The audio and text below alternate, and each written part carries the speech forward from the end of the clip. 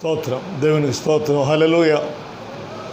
మా ప్రార్థన మందిరంలో ప్రార్థన పరులైన మా సోదరులు దేవుని సేవలో ఎంతో మమ్మల్ని బలపరిచారు.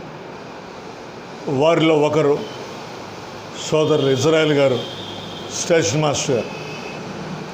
వారెంతో ప్రార్థన పనులు, మోకాళ్ళ మీద ప్రార్థన, గదిలో లుంగి కూడా లేకుండా పైకెత్తుకొని ఇసుక పోసుకొని దాని మీద మోకరించి ప్రార్థన చేసేవారు. తునిలో ఆయన దేవుని సేవలో ఉన్నప్పుడు అన్ని విషయాల్లో ప్రభు ఆయన బలపరిచారు.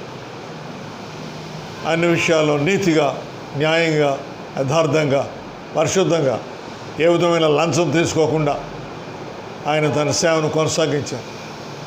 స్టేషన్ మాస్టర్గా ఆయన అక్కడ గోడ్స్ దోచుకున్న వారిని పట్టుకొని జైల్లో పెట్టినప్పుడు, ఎమ్మెల్యే గారి తాలూకా అని మనుషులు వచ్చినప్పుడు ఆయన, నేను తాళాలు ఇస్తాను, మీరే చూసుకోండి, నేను మట్టుకు వారిని విడుదల చేయనని చెప్పి తన ఉద్యోగానికి ఆటంకం కలిగి ఉన్నప్పటికీ కూడా ఆయన ధైర్యంగా, నీతిగా, న్యాయంగా వీటిని ఎదుర్కొన్నారు.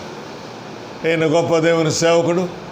ఆయన మాతో లేకపోవడం మాకు విచారం. అయితే ఆయన ప్రభు సన్నిధిలో ఉన్నారనే గొప్ప ఆనందం, సంతోషం, సమాధానం మాకున్నది.